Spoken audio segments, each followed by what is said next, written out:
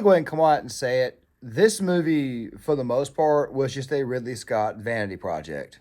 Okay, gang, real quick, before we get started, I want to apologize for not getting this video out sooner, seeing how it is that I'm making this video late on a Tuesday evening and getting it out on Wednesday.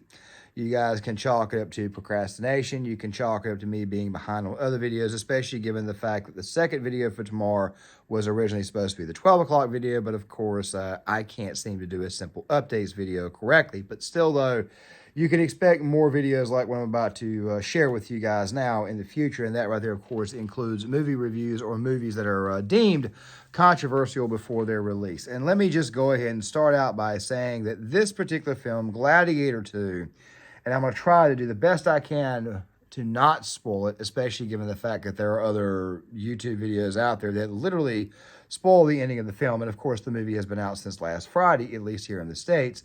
I just want to go ahead and say that visually, this movie actually still looks pretty good, but the plot, it's practically the same as the first, except way worse. Before I explain that, I want to go ahead and break this video down real quick before we get started. So the first thing we're going to talk about is the actual plot, the movie itself, how I felt about the actual product, also the visuals. The second thing we're going to be talking about is this guy that you're seeing here in the B-roll footage, and then we're going to be equating it to other films that he has released that, quite frankly, haven't been up to snuff or could have been done a completely different way, the exact same way that I feel that Gladiator 2 could have also been written in a different way that would have actually been good. So let us go ahead and get to it. Okay, so let's go ahead and get to the plot.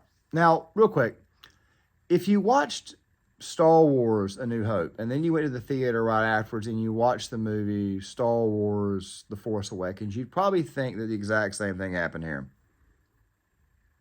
It's pretty much the exact same thing that happened here. Now, guys, I'm going to be talking a little bit more about Ridley Scott and the second part of this video, because it's Ridley Scott who, for some odd reason, has decided to he's decided to brand us with the knowledge that he directed the first Gladiator film. It's basically on every single piece of media that he has directed, from the award-winning director of Gladiator. Jeez, dude, get the hell over yourself. You directed the film Alien. You directed Black Rain, another underrated gem. You've directed so many other films. Please do us all a favor and understand that Gladiator is not really and truly the best piece of media you directed. I personally think the best piece of media that he directed was the first Alien film, and then the second best was Black Hawk Down, but that right there is not the thing that we're talking about here. The man is full of himself. That is what Ridley Scott is. But I did say we were going to talk about the plot, so let's get back to it. Basically, the plot of this film is the exact same as the first. Let me break it down for you real quick, as simple as I can. In the first film, you have Maximus, the general, and of course, you have Marcus Aurelius. A lot of historical inaccuracies here. Yes, I know this is not a historical review. I'm not Metatron, but I will link a couple of videos in the description box from the man, because he's also reviewed this as well from a historical perspective, and I advise you guys to check out those videos. So, basically, in the first one, Marcus Aurelius, he cannot trust the kingdom, he cannot trust Rome, the empire, to his son Commodus. So Commodus eventually kills him, because you see Marcus Aurelius was going to give it to Maximus. Maximus, of course, on his way back home to his home, he escapes, he gets away, he finds out that his wife and son have been murdered. Commodus ordered their execution. This one right here, not exactly the same, but pretty damn similar. So the protagonist in this film also loses his wife at the very beginning of the film as well, in combat, because they chose to give us that girl boss moment. By the way, the protagonist of this film, which you're seeing right here in the B-roll footage, some of which, of course, there's also some still frames put in there as well, because copyright. The protagonist of this film is actually the son of Commodus' sister from the first film. And he's under the belief that Maximus is his father. The plot of this film, the film itself, to me, was almost a carbon copy of the first film, except with some additions of a few other characters. Now, many people have praised Pedro Pascal as if like his performance was the one thing that was keeping this film going. But let me very, very briefly explain Pedro Pascal's character. He's a Roman general. He's a Roman general who's actually plotting against the emperors. His plot is eventually foiled, and eventually he's thrown in the gladiator pit. This right here is going to be coming up a little bit later on when I tell you what should have been done in this film, so make sure you guys stick around for a bit. So you've got another character who's got basically his own side plot, who's also thrown in the Coliseum to fight with the protagonist of the film. And then, of course, you've got Denzel Washington, who's supposedly based off another historical character, who's also got his own plot to overthrow Rome. You guys see where I'm going with this? The film is kind of convoluted, yet it's also, for the most part, basically a carbon copy of the first film. Sounds to me like somebody was lazy in their writing, or somebody might have been high when they were writing this, because it definitely sounds a little bit convoluted, yet also not convoluted. But bear with me. Something else too, and I want to go ahead and throw this out there before we go any further, because I'm going to feel like I left a few things out, and that right there is the very beginning of the film once again. So he is basically in charge of his own army where he's at, and Pedro Pascal's character, the general, comes in there and basically defeats him in combat. His wife suits up, that right there being our protagonist, suits up in armor, goes up there and fights with him and gets killed. Whatever girl boss moment that they attempted to do obviously fell apart right then when she fucking died. Typically, girl bosses and Mary Sues are not supposed to die, but obviously in this case here, I will give Ridley some credit. He did at least kill the chick off. It was pointless. It didn't make any sense. And then there's also this other stuff, the subplot, all the weaving around of trying to overthrow Rome. Denzel's trying to overthrow Rome. Pedro Pascal's got a plot to overthrow Rome. You've got these two cartoonishly stupid emperors that really weren't very impressive. There's a lot of subplots here that actually make the film not make any sense. The thing that keeps people in the audience, however, is the fact that it, for the most part, is a popcorn flick. I mean, there's a lot of good fight scenes, all that type of stuff there. And I did think the acting was actually pretty good, but still, though, the plot itself just felt to me like a carbon copy of part one.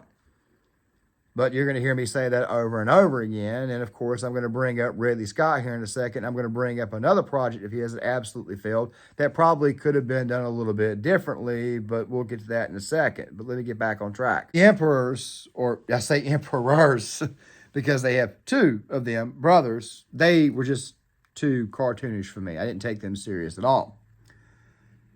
And of course, Denzel's plan to overthrow the empire is what eventually ends up happening, even though he doesn't really overthrow the empire. And then he decides to get to a sword fight with the Gladiator that he basically said was pretty much his slave. And of course, he's all shocked and surprised when he gets gutted to death at the very end. That's pretty much what Gladiator 2 was. Now, on the bright side, the film had some very good, stunning visuals. The film actually was entertaining. There was some popcorn moments in there. It's basically what it was. It's just a good old-fashioned popcorn flick. But this right here is not some film that should be getting any type of praise at the Academy or anything like that, even though the film came out in the month of November, getting close to Oscar season. The point is this right here. What you've been hearing online about Gladiator 2 being a slog, being slow, not being very good at all, for the most part, it's true. It does have its good moments, like good action sequences, the sword fights towards the end, and of course, but it's also got its very stupid moments too, like Denzel, for whatever reason, aiming to kill the protagonist of the film, but yet intentionally shooting his mother instead.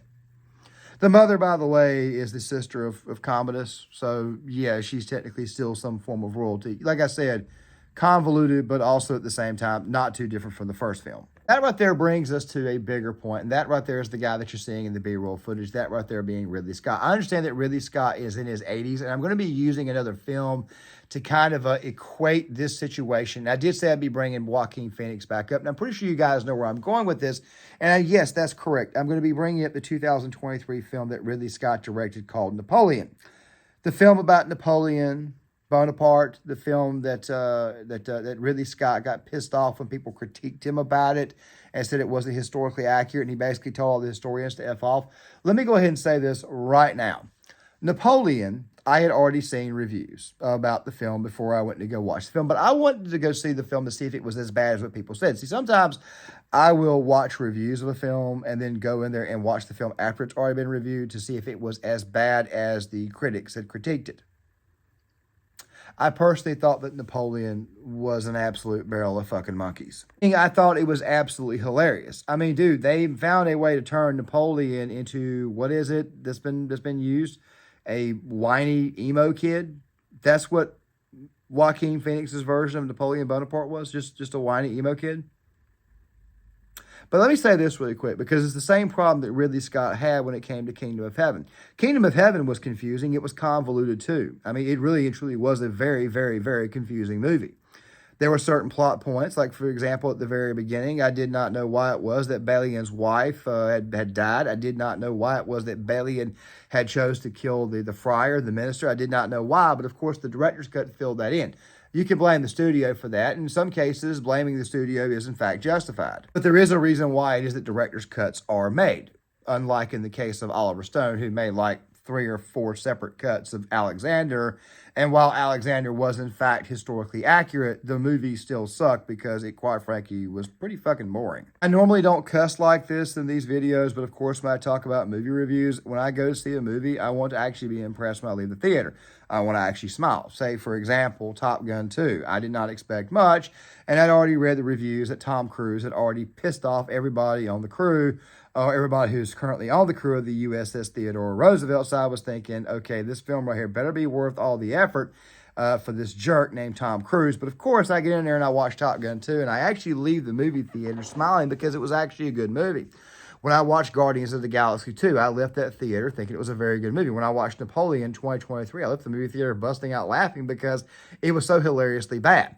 But yet, going back to Napoleon, the director's cut, which you can watch on Apple TV, is actually a good film. It's 3 hours and 35 minutes, but it's actually pretty good. So I can understand how it is that the studio can meddle and make a film not as good as it might be intended. So I would expect a director's cut to come out soon on this film here, because if you know Ridley Scott, he hates bad press and he hates criticism. But all in all, guys, to me, this film right here was just a carbon copy of the first, just with a few things changed around. It's like changing the furniture in a room. It's still the same room, but is it really and truly that damn different? The feel was just not there.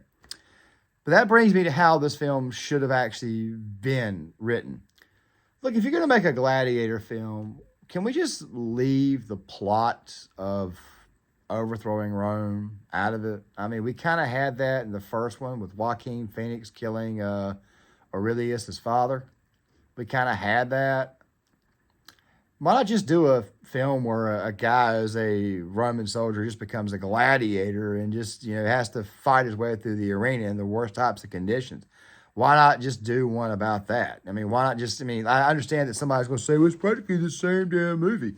Dude, you didn't need to put the first 30 minutes in. You didn't need to put the girl boss crap in there. Of course, she wasn't really much of a girl boss because she died.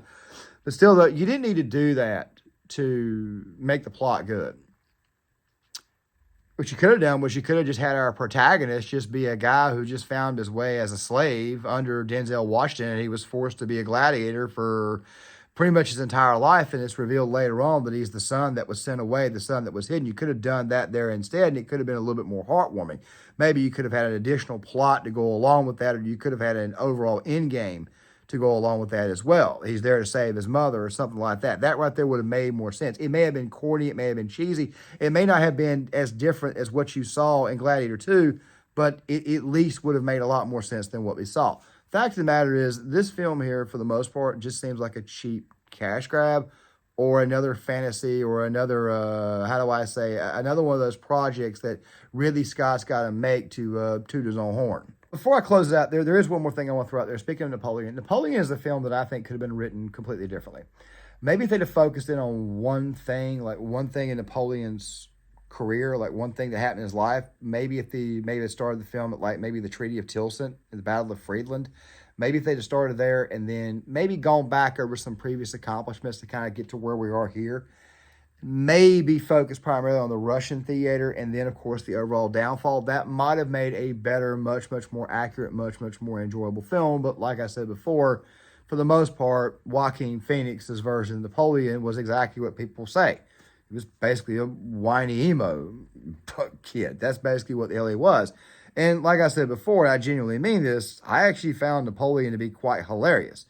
It was hilarious because it was actually hilarious, but it was also terrible. Let me go ahead and close this thing out. I mean, seriously, I'm not trying to speak ill of the man, but he's gotten to the point to where if you don't think his product is good or if you've got questions for his product, he suddenly feels the need to fart in your face as if to say your criticism is invalid. I don't see this movie getting any Academy Award nominations, but then again, though, with all the wokeness and the fact that there was an attempted girl boss moment at the beginning of the film, who the hell knows? You guys tell me what you think in the comment section. Please hit the like button, subscribe, share the video, sign off in the comments, and I'll see you guys later.